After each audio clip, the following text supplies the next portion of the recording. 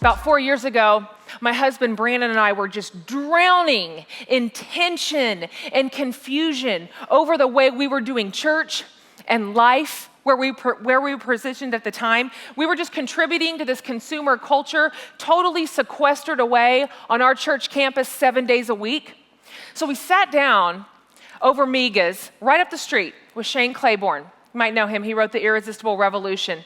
And we're just pouring out our frustration over church and how can it be that we're just spending all of our resources on ourselves to the detriment of the suffering world. And so we begged him to tell us what to do, Shane.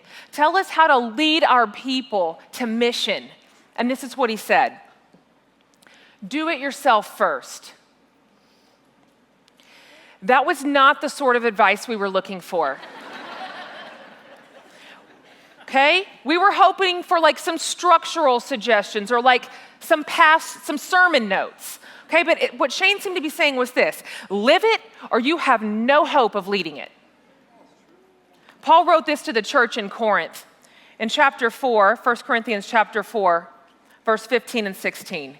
Even though you have 10,000 guardians in Christ, you do not have many fathers, for in Christ Jesus, I became your father through the gospel. Therefore, I urge you to imitate me.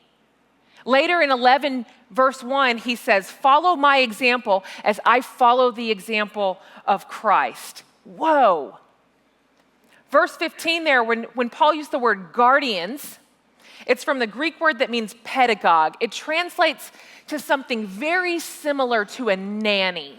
A nanny, someone who is indeed caring for your needs in some ways, but they are not a permanent fixture in your life. So to be sure, the average Christian believer in our culture has 10,000 spiritual nannies at his disposal too. With the click of a button, we can put ourselves under the care of this author and that pastor, and we can read this blog and subscribe to that podcast, and we can identify with any number of groups or coalitions or movements. We can cherry pick spiritual leadership from 10,000 guardians. But what Paul seemed to be saying was, but a nanny is not the same thing as a father.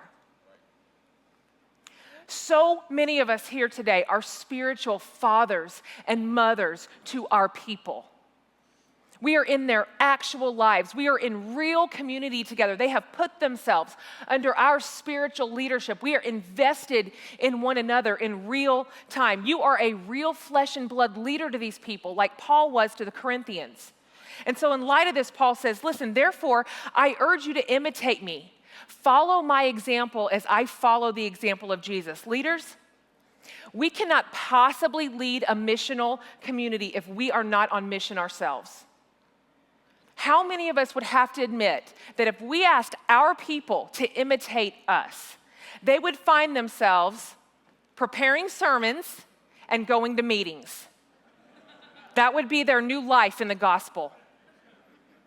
If your people imitated you, where would the kingdom be in 5 years?